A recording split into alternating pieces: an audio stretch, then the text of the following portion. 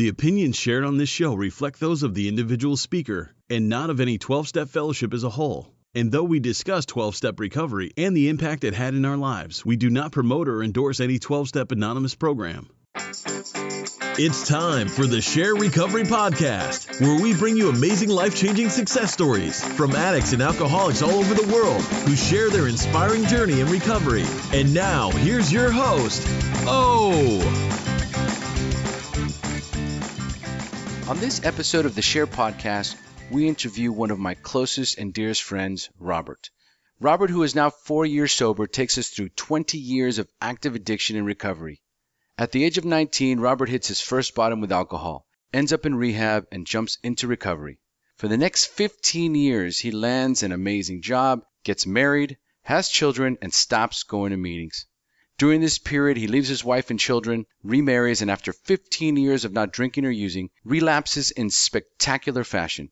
For the next 4 years, Robert's addiction takes him to new lows, where suicide becomes his only way out, until a surprising phone call stops him and saves his life. It's an amazing journey of recovery. Join us now. Hey, Robert, welcome. How are you, bro? I'm doing fantastic, buddy. How are you? Good, man. All right, so I want to get into your story, but before we do, I want to know a little bit about how your life is today, your hobbies, what you do for a living. And just so everybody here knows, Robert is one of my closest, dearest friends. He married my wife and I. He was the one who performed the ceremony. Robert's an amazing attorney, but I'm going to let him tell you. Go ahead. Well, thank you, O, for having me on your show. My name's Robert, and I am an alcoholic. Like you said, I'm an attorney. I have a pretty busy life. Not just because of work. I'm also the father of 3 children, Sofia, who's 12, Santi, who's 10, and Alberto, who's going to be 4. I do yoga twice a week for 1.5 hours on Monday nights and Thursday nights.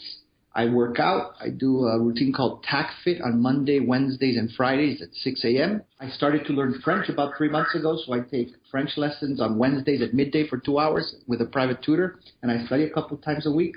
On top of that, I do at least 4 meetings a week. And aside, try to do service. So I have a pretty busy schedule. I love to travel. I love tattoos. I have a lot of tattoos. I got my most recent tattoo about 2 weeks ago. Oh, you got it? Yeah. And what is it? It's, the artist did it freehand. So it's this kind of half sun, really funky black and white, very big on my back. It's really nice. It's nothing. It's just, really a design that he came up with during that. So it's really cool. All right, good. How many guys are you sponsoring right now? I'm just sponsoring one guy. A wonderful sponsee. Started working with him when he was about 70 days sober maybe. And he's 1 year and 4 months into it now, approximately. Very well disciplined, wonderful sponsee, magnificent experience. The first time you drank or used drugs, what was your drug of choice? Well, it was alcohol. I didn't know any. That's what I was offered, and that's what I took. How old were you? I was 12 or 13. I don't remember the exact age, but it was 12 or 13 years of age, and I believe it was beer. I don't remember exactly what it was, but I do remember what happened when I had it. What happened? That feeling of inadequacy, which I had felt my whole life, was gone. I had 2 or 3 drinks. I was absolutely drunk, but I was also the happiest, most carefree person in the world at that precise moment. That's, my romance with alcohol started that day with my first drink. Well, then it's time. I'm going to turn the show over to you now, Robert. Let's dive into your story, your battle against drugs and alcohol, the wreckage it caused in your life, when you hit rock bottom, and finally, your journey into recovery up until today. So, Robert, take it away. Thank you. Oh, it's funny when you ask me to tell my story, because I realized today that the highlights of my story have changed as I go through recovery. I'm going to start off with probably the most positive thing in my life, which is my sobriety date. I got sober on March 20th, 2010. And I can truly say that that's the day that my life was given back to me and that wonderful things started to happen. I first came to these rooms in about 1986 or 87. I knew very quickly that I had a drinking problem. I was an avid reader, and I used to read a lot, and I was surprised by how quickly I liked the taste of alcohol. I got introduced to marijuana very quickly, but because I'm a very hyperactive person and super high strung, pot just really wasn't my thing, and I did more of a social thing. But the alcohol, I loved it. You know, I grew up as a child in a multicultural home with parents from different countries, growing up in a third country, very abusive relationship from my father. And, you know, I can remember as far back as, you know, as I have memories, that I always felt out of place. You know, I always felt that I was the ugliest. I always felt that I was different. I always felt less than. I always felt insecure. And like I said a bit ago, you know, when I had my first drinks, you know, and the first time that I got drunk, you know, I found something that got rid of that feeling. And of course, it got rid of the feeling. And so the less time that I could feel it, the more I wanted to drink. You know, I knew that as long as I kept drinking, I was going to feel part of all of a sudden. I had very high aspirations for life. And somehow, despite the fact that I knew that, you know, I felt good when I was drinking, the bad part was that I knew that it was probably on a collision course with all those dreams that I had. You know, I was a very good student in school. I was always trying to get good grades. I always wanted, you know, to be on the sports team. I was the president of my high school my senior year. You know, and I knew that if I partied and if I drank the way I wanted to drink, you know, I was going to ruin all of it. So incredibly enough, when I was 15 years old, which is 86, 87, you know, I went to my first NA meeting in Costa Rica. And that's a lot to say because it was on the other side of town. I was 15 years old, you know, and to walk into an NA meeting with guys older than me, you know, they didn't understand what I was doing there. And I didn't understand what was going on either. But I knew that I had a problem.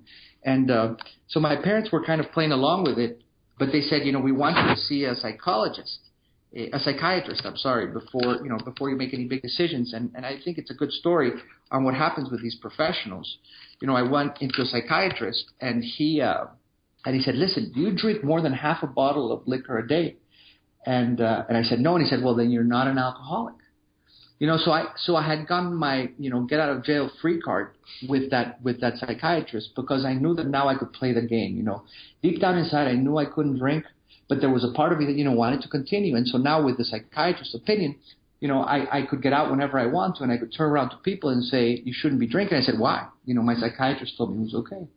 So I started going to meetings. I actually stopped drinking my senior year in high school. I went to probably 2 meetings throughout that whole year, but I didn't drink. And I was not sober. You know, I was just, you know, white-knuckling it completely, and I was miserable. I remember my senior year in high school was one of the most miserable years of my life. I got admitted to a top university in the United States. It was ranked number 11 or 12 at the time. And I went. And as soon as I got there, you know, I knew that I had found paradise. The fraternity system, all the alcohol that I wanted, all the partying that I wanted. And I started on this binge mode of 18 months. For 18 months, I did nothing but get drunk and get high. Of course, I was a lousy student. I was lying. My father used to make the huge mistake of giving me the check for my money for the semester so that I could pay my room and board and my tuition. You know, the third semester, I didn't pay my tuition. I didn't think it was necessary any longer. Just my room and board, and I drank it. You know, and it was actually February 15th of 1992 on a Saturday morning. I don't know, both times I got sober, it was on a Saturday morning. I called a friend of mine, a mutual friend of O's and I actually, and asked him for help and told him that I had a drinking problem.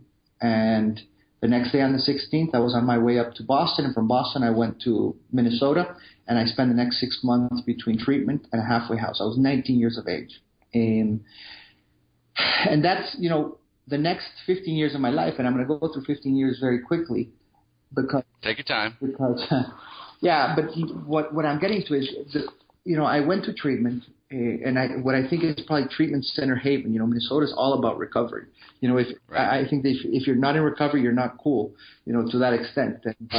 And so I knew that there was this whole world of the 12-step programs and sobriety and everything, but my ego had not been beaten down sufficiently. You know, I was not prepared to surrender to these steps, and I was not prepared to turn my life and my will over to the care of God.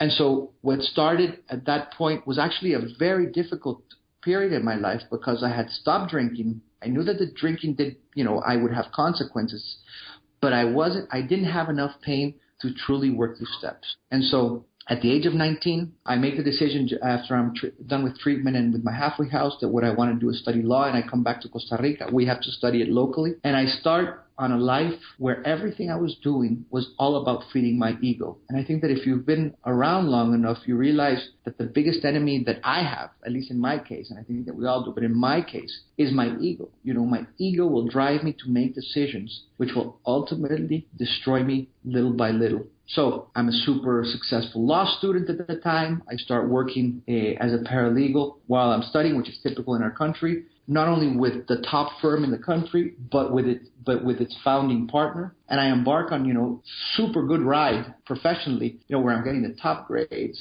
have the best job. I decide to get married at the age of 24 with a wonderful woman, the mother of actually my first two children. I was not prepared, to be honest, at anything. My life without the drinks was still all about pleasure. I had not been drinking for 5 years, but I can't say that I had been sober. In that marriage, I had 2 children. I was never a good husband. I was a good provider, but I was not a loyal husband. I was not a faithful husband. At least when I was drinking, I had an excuse that I was drinking. That then I could point at something. But my behavior was just like a drinking alcoholic, but without the alcohol. That only made me a lot more miserable because I couldn't point my finger at absolutely anything. I didn't know what it was about. I would go to meetings once in a while, but I would go to meetings, and this is going to sound horrible, but it was nice to talk about 12 steps with people. To say, yeah, I'm in a 12-step program, and it's all about, changing our lives. And, it was a nice spiel, but I was doing nothing about it. So my life was completely focused and driven on making Robert feel good. And I felt good trying to make money. I would feel good, trying to be with multiple women at the same time. I would feel good receiving people's attention according to me. And, of course, inevitably, I walked out of my marriage. My oldest daughter was only 2 years old. My son was actually only 3 months old at that point. And I decided to walk out of my house. I thought that the problem at that moment in time was my wife, was my marriage, and it was that decision. In my head, I had gotten married too early. I had done it too quickly. I had been looking for the wrong things in the wrong person. And everything that I was doing was about pointing at the circumstances, at the people, and none of it was about me. It's amazing. I was sober or I wasn't drinking, and I had the ability to reach out and have these 12 steps to change my life, and I wasn't willing to do it. I had not had enough pain, which I find to be incredible, because if I look back, there were so many reasons that I could have to realize that what I had to be doing was looking at myself and changing my life. Typical, I left my marriage. 6 or 7 months later, I met the woman who would be my future wife. She was, and I'm going to make a small parenthesis, one of the good things about the first wife was that she wasn't a drinker. So she would have her drinks once in a while, but because she wasn't a drinker, I never really had too much temptation or wasn't too induced towards the alcohol. But the woman who would become my second wife, typical intensity of an alcoholic. I met her 6 or 7 months after I had left my home, and I married her less than a year later. She was a drinker. She was a smoker. She was all about the nightlife and the bohemian life. And in my mind, I said, I've arrived. I found the perfect woman. She makes me get these super intense feelings all the time. I feel wonderful around her. This is love. And she's really interesting because she drinks and she likes to go to these places and whatnot. So I think that my relapse, ever since I met her, I think that, and by the way, I'm not trying to lay any blame on her at all. My addiction, my alcoholism is about myself. As soon as we were married, I remember perfectly, I got married in March, if I'm not mistaken. And it must have been November. It was November. We were in New York on a trip. I remember sitting with her. I remember the table. I remember the restaurant perfectly, and sitting with her, looking at her and saying, I want you to know that I've made a decision. I realized that the reason that I didn't drink was because I had to work out certain issues. I was very immature. I didn't know what I was doing. I hadn't faced the true situations in my life, and now I have faced them. And today I think that I'm prepared to drink. So, and I'm making it a summary of the situation, but basically in half an hour's time, I convinced her, because I was more worried about convincing her and not convincing myself, that it was okay for me to drink. She didn't know anything about alcoholism or the program or my life for that matter. And as soon as she said, okay, and I asked her, this was the strong part, but promise me that if you ever think I get out of hand with my drinking, that you'll tell me. And she said, yes, I promise you. And for me, that was the green light. And I went off to the races, and I started off at that moment in time. Again, first night, I had 3 drinks and I was drunk. Remember, I hadn't drank for 15 years. I was 34 years of age at that point in time. So, with 3 drinks, I was way over the top. And I remember being drunk that first night, the next night saying, I've never really tasted wine. Let's buy wine. And drinking a whole bottle of wine the next night. And then the following night, I've never tasted champagne. I'm drinking, everything was in excess immediately. I didn't start gradually. I picked up right where I had left off 15 years ago. That was the beginning of what I think were 3 very difficult years. On the one hand, I continued to have professional and material success, but on the other hand, I couldn't look at myself in the mirror. I could not look at myself in the mirror. My life, again, was all about, instant gratification, pleasures, the pleasure of shopping, the pleasure of buying something, the pleasure of being liked by people, the pleasure of, feeling drunk, of getting high. During that second time of use, I became, I could not go hours without doing cocaine. So my life was all about that. The other day, or not the other day, but a few months ago, I watched The Wolf of Wall Street. And, not barring the differences, because, he was in other leagues with the money and everything. That lifestyle that they described in the movie was mine. That was what I lived for every day. I worked so that I could have access to social opportunities where I could party like a madman and not feel that I had to stop. Because, of course, I surrounded myself with the right people. I had people who would drink with me on Monday, other people who would drink with me on Tuesdays, other people on Wednesdays, and that's what I would do.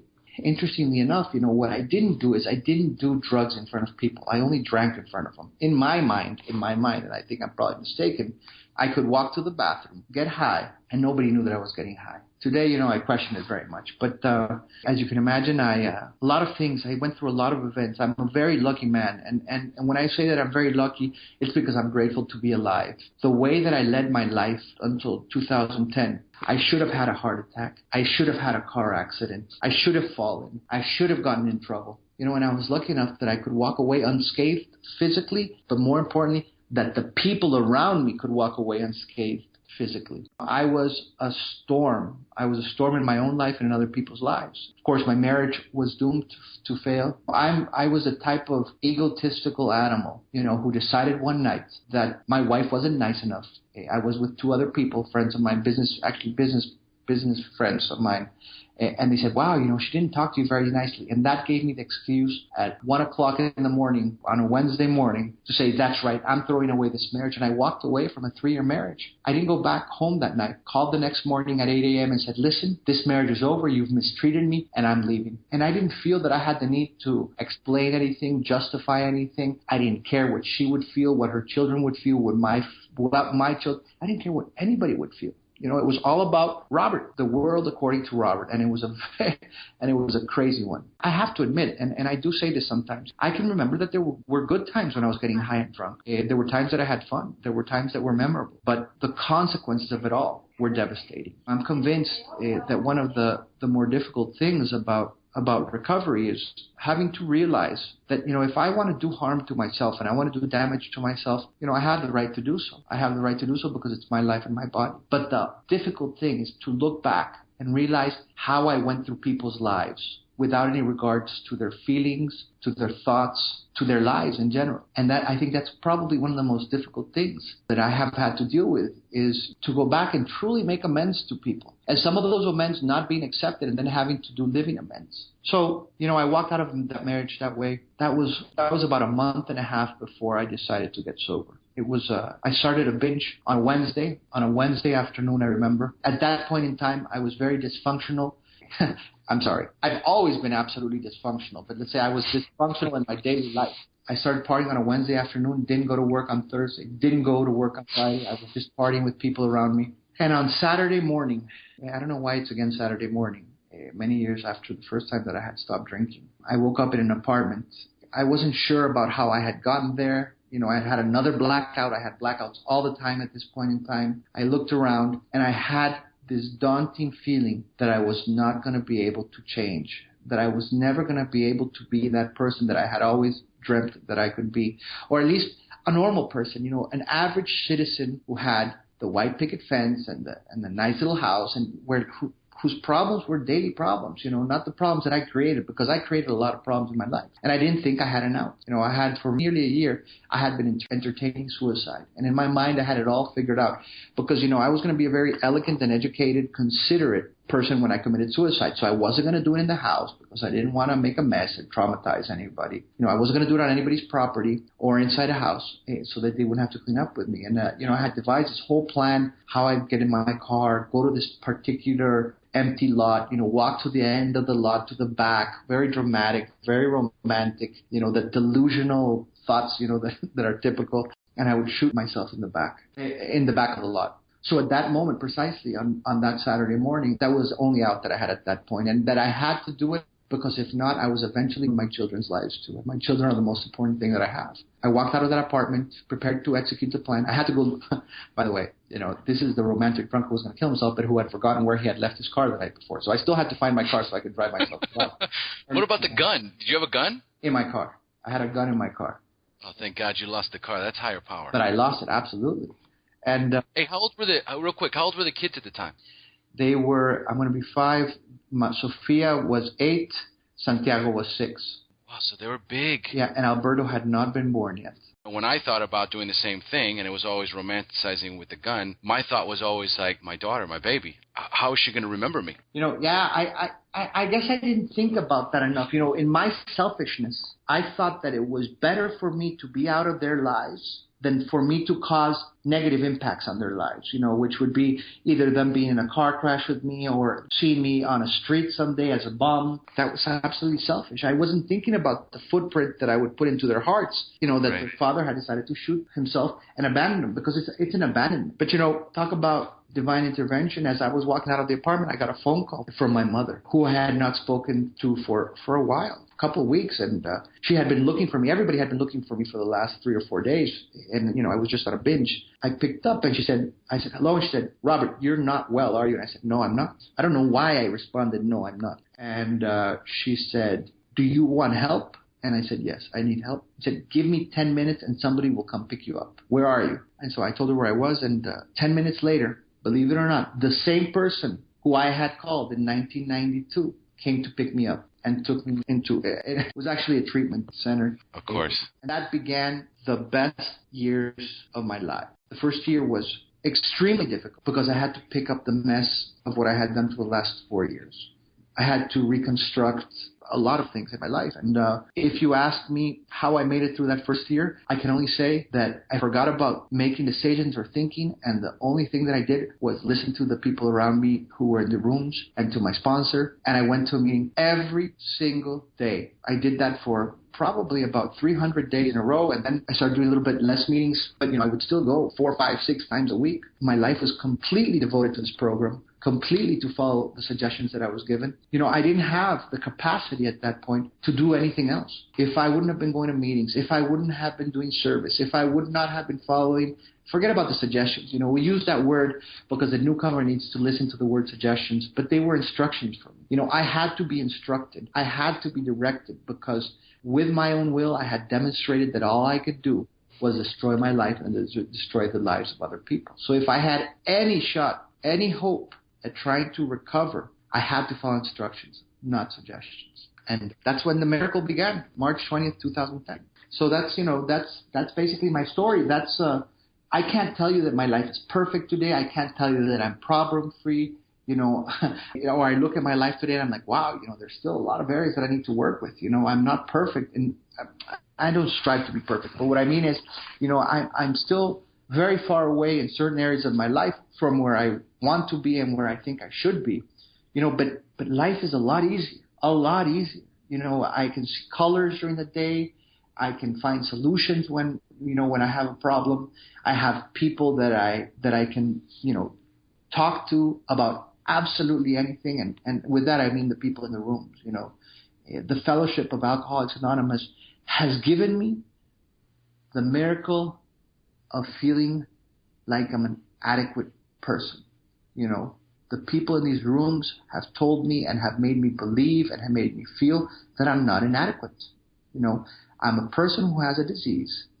And if I'm able to truly surrender and say that I'm powerless through that disease, and that I can turn my life and my will over to the care of God, I can have the most wonderful life. And I feel that I'm living a dream.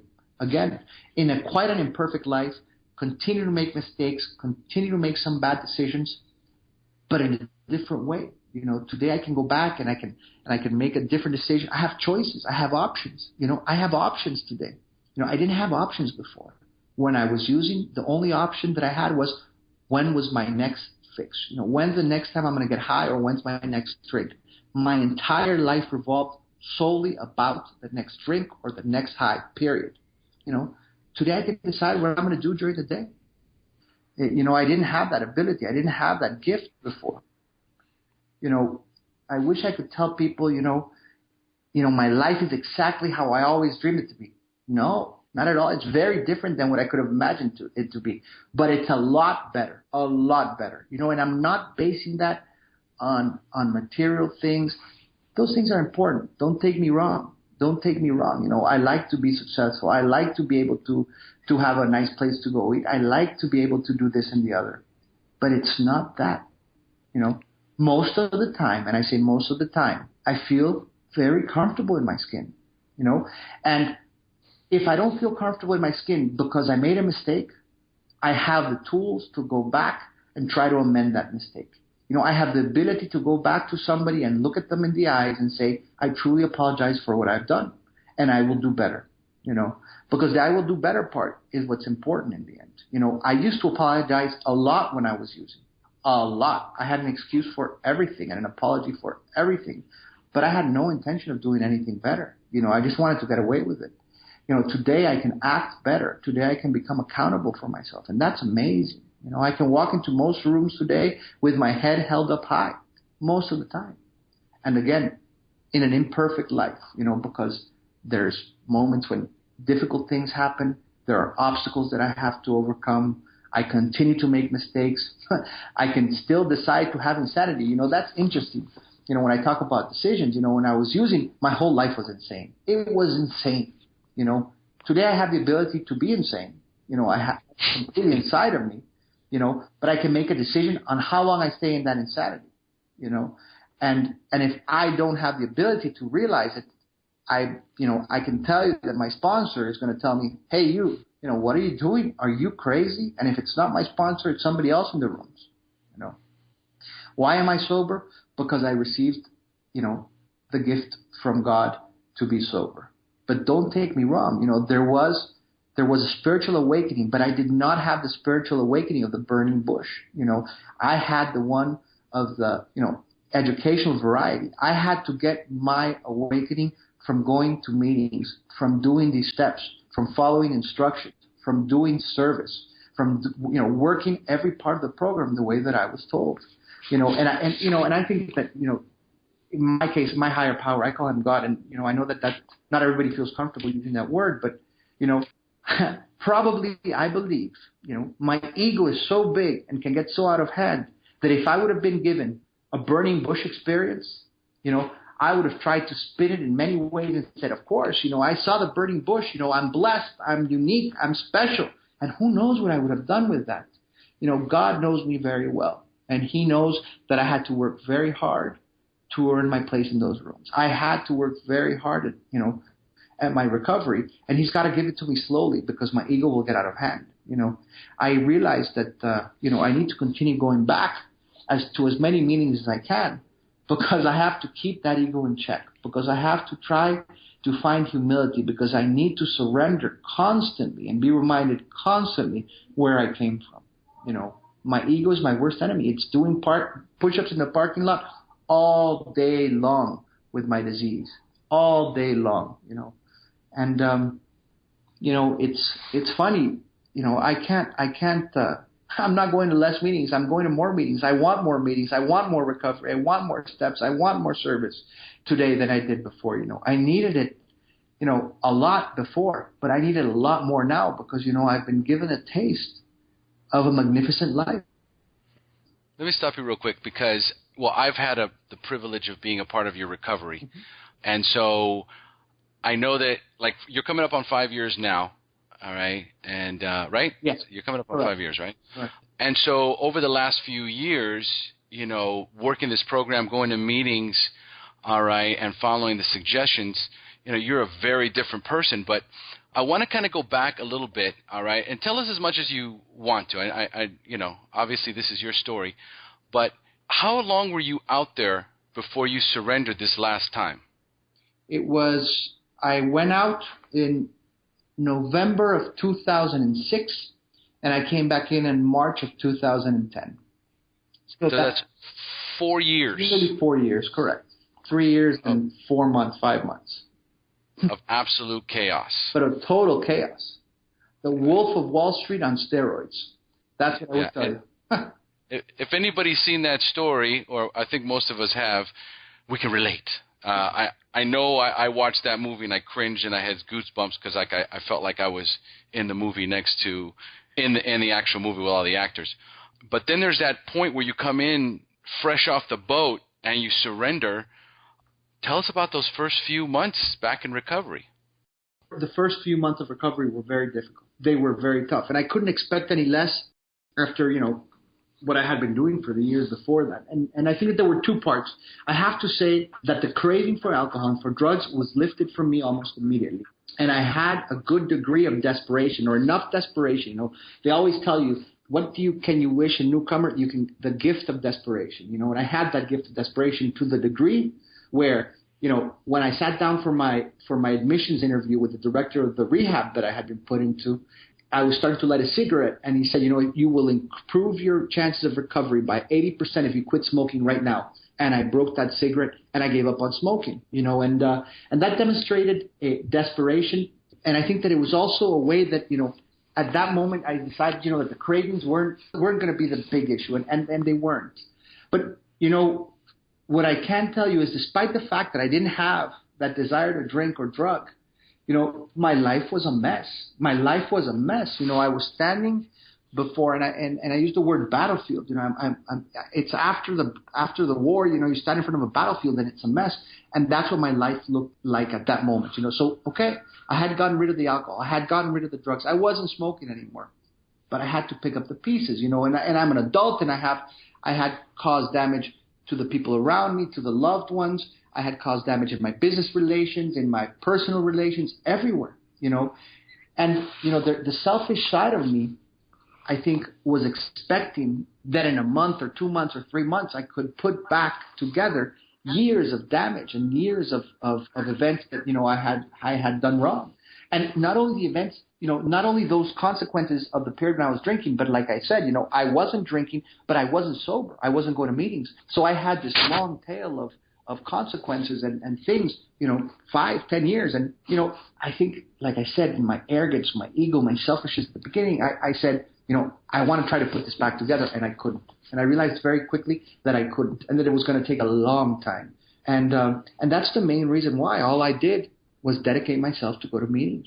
I completely surrendered to this program, and I completely surrendered to the people around me, because they gave me hope. Because I looked at their lives, and I knew that if I followed their suggestions, and I use that word suggestions again, but I think it should be instructions. If I followed those instructions, that my life could be somewhat like theirs. Not necessarily because I would have the same successes, but just because what I saw in their everyday, I wanted to have. They were people who could deal with life on life's terms on a daily basis, and they were okay. Perfect. Which takes us into our next section, which I call For the Newcomers. And so for the newcomers, I'm going to ask you 4 questions about your early recovery, and you're going to respond with insightful answers we can share with our newcomers. You ready? Perfect. Excellent. What was keeping you from getting clean or staying clean when you first got introduced to recovery? The most important feeling that I had when I used was that I felt good. And I learned many years ago, or at least I think I was taught incorrectly by my ego. If I felt good, if I felt a rush, if I felt that something was intense, then life was good. And feeling bad was not allowed. The moment I took my first drink and my first high, I knew that I could feel good all the time. And when I wasn't drinking during that period of time that I talked about, I would try to feel good with external things. Food, with shopping, with money, with people's opinions, with people's approval. So what was difficult? That to realize that I had to take it all away and that I would have to feel bad. And at times it was not nice, and it was very uncomfortable, and it was very difficult.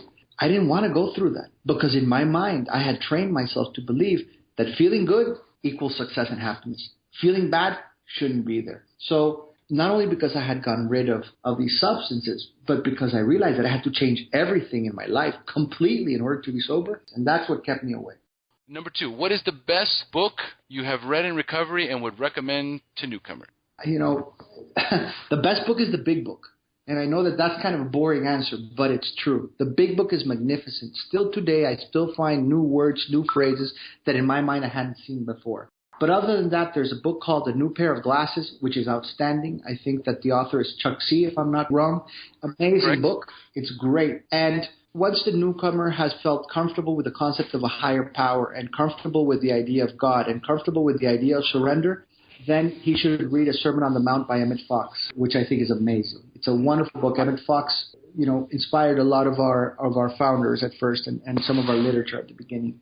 Yes, I heard those are fantastic books. I have both of those books. My sponsor gave me both of those books. I have not read either of those books. So I think that's going to be next on my agenda. So thank you for those suggestions. Number 3, what is the best suggestion you have ever received? Keep coming back. I'm always going to say that. Keep coming back. It doesn't matter if your day is not a good day. It doesn't matter if it wasn't the best meeting. It doesn't matter if you're not feeling wonderful that day. It doesn't matter if you didn't resolve your life. If you keep coming back, it all gets better and it all gets easier. And I'm going to put the emphasis on the word easier because, life continues to have a lot of trials and tribulations. Normal life, normal person's life have obstacles, have problems. And the only thing that really gets better is that it gets easier. I have better tools to handle life on life's terms. But I'm only afforded that possibility if I keep coming back. So even if it seems that nothing's getting better, even if you think that it's hopeless, even if you think that it's going to be different for you, keep coming back. I guarantee that it gets a lot better. And once again, I don't know if it's going to take 3 months, 3 years, or 10 years. It may take a long time, depending on the things or the events that have occurred in your life. But it gets better and it gets easier. Don't take my word for it. Look around the room and look at all those people in the rooms all the time that are smiling, happy, and peaceful, even if their world may be falling on top of their heads. It gets easier. I promise. I agree 100%. Number 4, if you could impart only one suggestion to a newcomer, what would it be? To surrender, to believe. My suggestion is as soon as you walk in, find yourself a sponsor, somebody who you know is working the program, and follow his suggestions. That's the most important thing. The people in these rooms have a lot of wisdom that they've picked up from working the steps, that they pick up from our literature, and they want to help. Use the sponsor. Find that sponsor and surrender to his guidance. That's the best thing we can do at the beginning because the sponsor will try to guide us and lead us in the right direction no matter what with unconditional love. The sponsor doesn't have personal interests, doesn't have anything to gain except to give you loving words and to try to pull you through it. So get in those rooms, surrender immediately to a sponsor, find him, and just follow his steps. Perfect. Great suggestion, Robert. And thanks again for sharing your experience, strength, and hope with us today, brother. Thank you, for giving me that opportunity. You're doing a wonderful thing for all of us out there. Thanks, man. And before I let you go, one more question. Of all the meetings you have attended anywhere in the world, which group is your favorite, and where is that group located? My favorite group has to be my home group. It's the Zoo group located in Escazú, Costa Rica. There's 7 meetings a week, Mondays, Tuesdays, Thursdays, and Fridays at 8 a.m., Wednesdays at 12, Saturdays at 9 a.m., and Sundays at 12:30. Amazing group. It keeps a lot of people sober. It's great. It's one of my favorites. I love that meeting. All right, we have now reached the end of our show. Thanks for joining us. And as we say in Costa Rica, pura vida. Thank you. Have a great one. All right, say pura vida. Pura vida. All right, I love it. Thanks, brother. Love you. You too, bye. Thank you for joining us on the Share Recovery Podcast. To check out the show notes page on this interview or to thank our guests for sharing their story, go to www.thesharepodcast.com. While you're on the website, don't forget to sign up for our free newsletter to stay up to date on the latest news, podcasts, and interviews. Want to be one of our guests and share your story? Then go to our website and click on the Share Your Story button. We share our inspiring recovery stories every Tuesday, so subscribe to our show on iTunes or Stitcher Radio to get your free weekly download. We'll see you then.